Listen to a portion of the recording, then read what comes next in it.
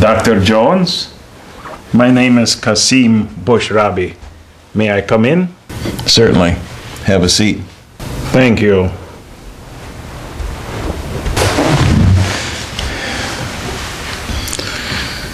Okay, Mr. Bushrabi, what can I do for you? I understand, Dr. Jones, that on occasion you are a finder of lost antiquities. On occasion? I am looking for an Egyptian dagger that was stolen from my family in 1907.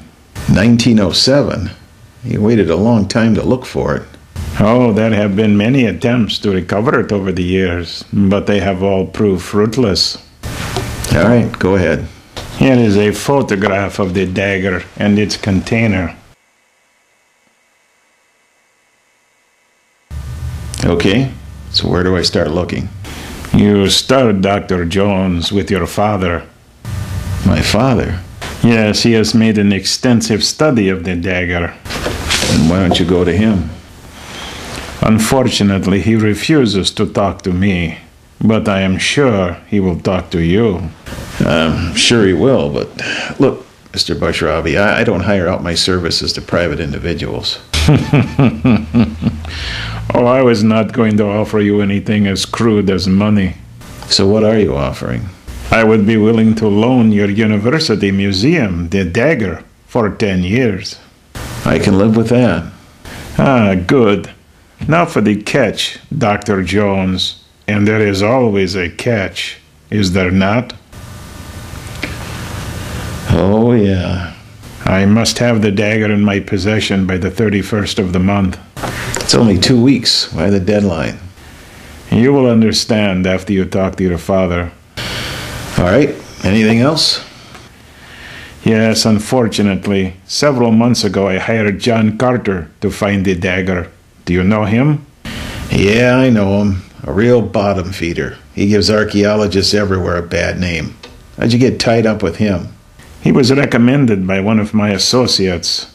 Once Carter found out the true value of the dagger, he decided to find it for himself. That's not too surprising. He's a real lowlife. That is why when you talk to your father, you will understand why I cannot let the dagger be in the hands of one so evil on the 31st. You must find the dagger before him. Much depends on it. Now, I must go and leave you to your task. Wait, how do I get a hold of you? Don't worry, my friend. I will find you.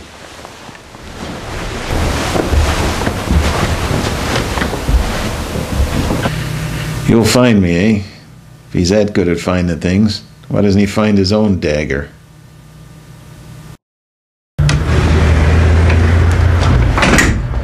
Hey, Dad. Oh, well, hello, Junior. Don't call me that, Dad. So what do I owe the pleasure of this visit? I had a visitor myself today, Kasim Bushrabi. So this is about the Anubis dagger. Bushrabi wants you to look for it. He said you turned him down. Well, I am getting a little old for this type of thing. Whatever you say, Dad. So what can you tell me about it? All right, just a minute, boy. I'll get my notes. Let's see. Now, where did I put that? Oh, yes, here it is. So is that going to tell me where to find it? No, if I knew where to find it, I'd have it by now. I know where it was 30 years ago. Oh, well, that's going to be a big help. Mind your manners, Junior. Show a little respect. Yes, sir. Now pay attention. This all begins with our old friend King Tut in 1330 BC. He was presented with a ceremonial dagger bearing his image and contained in a sarcophagus shaped like the god Anubis. Now, this just isn't any old dagger. It was said to be a gift from Anubis himself and possessed magical powers. It had the ability to grant one wish every 100 years on the 5th day of the year of the crescent moon, which would have been 8 years later in 1322. But as we know, the boy king never got a chance to use it. He died 5 years later, so the dagger was to be buried with him. Wait a minute, Dad. I know everything that was found when they opened the tomb in 1922. There was no dagger like you described. That's because it wasn't buried with Tut. What?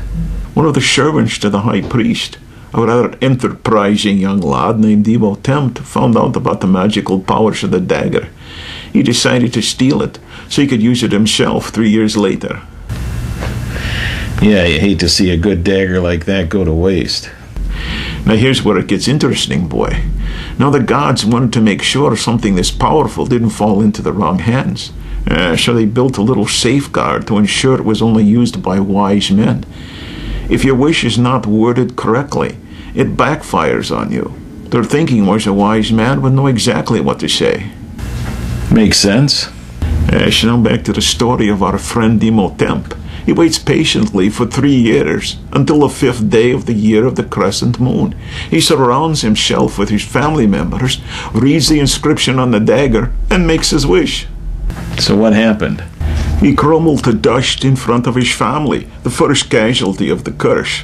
Now, nothing more is heard about the dagger until 1508 AD, when one Anwar of Farouk makes his wish and promptly explodes. From there on, the trail of the dagger is pretty easy to follow.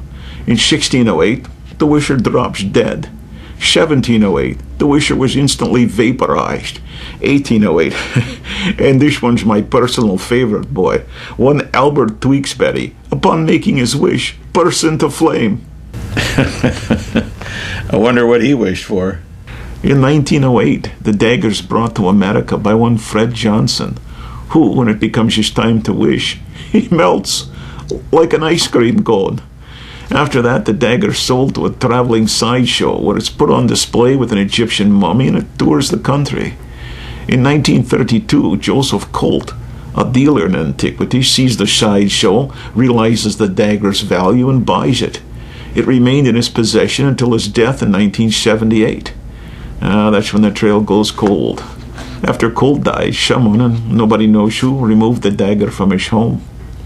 I have a list of his relatives here, but they all claim they have no knowledge of the dagger. Well, that's where I'll start first. I don't have much time, though. Wish Robbie hired John Carter first. Carter, of course, double-crossed him and decided to find the dagger on his own. That means he's planning on making a wish. My calculations would be that the 5th day of the year of the crescent moon would be in 2 weeks. Probably. Thanks, Dad. I'd love to go with you, boy, but retirement is just too good. Yeah, it's pretty hard to get you off the golf course. 2 things, Junior. 1, if you find the dagger, don't make a wish. And 2, be careful of Carter. He's a dangerous man. I will, Dad.